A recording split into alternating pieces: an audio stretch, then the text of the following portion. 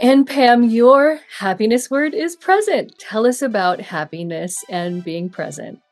Again, I think it's recognizing what we have and being in the moment because we spend so much time up here. And when we're constantly thinking about like what do I need to do next or what did I forget to do or what the to-do list, the running commentary, and we're not present, we can't appreciate what's in front of us. And some of my like best moments are when I spend time with my kids and I actually focus on what is happening right now and I'm present with them.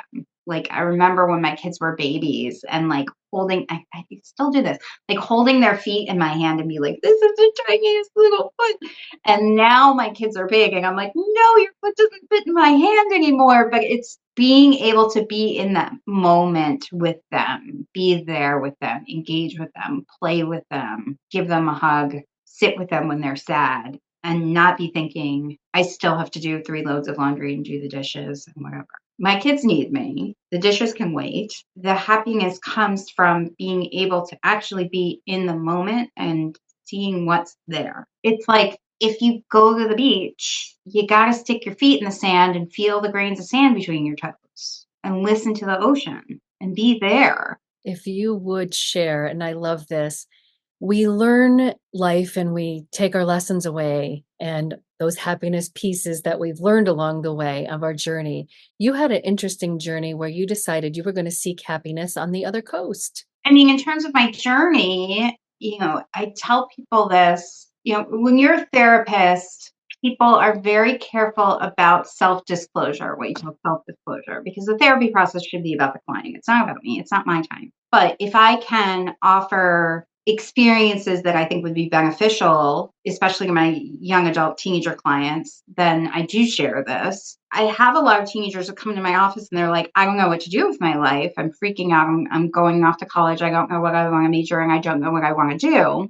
I tell them my story, which was when I was in college, I majored in TV production with a minor in music and a minor in theater. And I thought I wanted to be a TV producer, director, writer, actor, all of the things. So I moved to Los Angeles and I lived there for 3 years and I did production and casting. And I actually have a credit in the Polar Express movie. And I met Tom Hanks. Like that was super cool. And I'm glad I did it. But having worked in that industry, I realized this is not right for me. I can't be myself here. I don't feel comfortable. I feel like I have to be someone else. And I like to say I sold my soul in LA and I want to get back and became a social worker. So I took night classes at UCLA and got my requirements so I could go back to grad school and went to Catholic for grad school around here. I think, in terms of being present and happiness, it was spending that time and recognizing this is not right for me. I'm not happy. I don't feel good about myself here. And this is not how my life is supposed to be. But I didn't know until I tried it. And I think that's true for most people. You grow up as like, what do you want to do when you grow up? You don't know what any job is going to be like until you're actually in it. There's no way to know. I'm really glad I tried it. I'm really lucky I found my calling because this is where I was meant to be. Honestly, it's those moments. And this is, again, my life experience as well of if you don't do it, you'll have the regret that you didn't do Right. it. Right. And so to come out of something and go, wow, that was great. I learned a lot. I have all these things and I can have great conversations at parties with this. Mhm. But Mhm. life goes on and we become different people. And then Mhm. mothers like ourselves who Yeah. then can go, okay, let me prepare you for the world the best that I can from Mhm. things that I know that I would Mhm. never have known if I didn't experience life. Sure, like you said, you can bring that into your office as well. It's like, yeah, I've got some life experience now. Lots of life experience. Are there things that you do for yourself to stay present in the moment?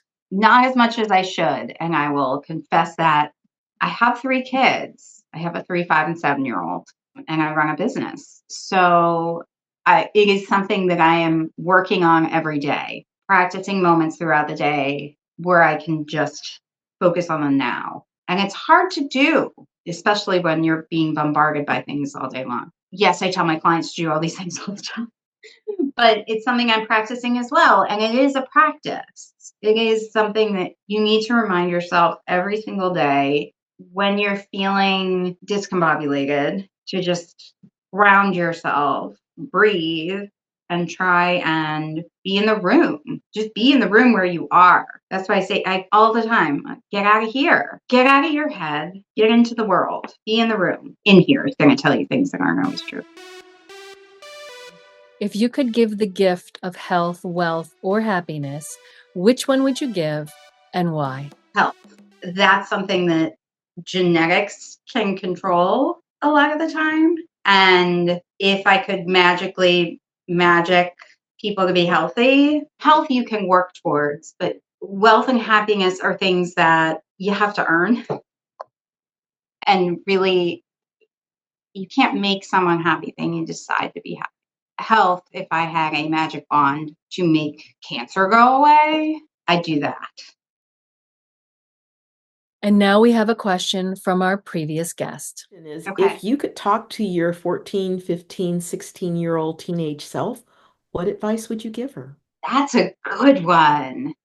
Well, especially because I work with teens. I don't know that I would. There's something about learning for yourself. I don't think I would change my journey. Being a teenager, I think I'm going to say like 13, seventh grade is probably the worst year for everyone, just across the board. Seventh grade is awful. But I mean, eighth, ninth, 10th grade, 11th grade, what advice would I give myself? Stop worrying so much about what other people think. Pam, oh my gosh, you are so fun. Can I just say, Yeah. I'm so happy to know you.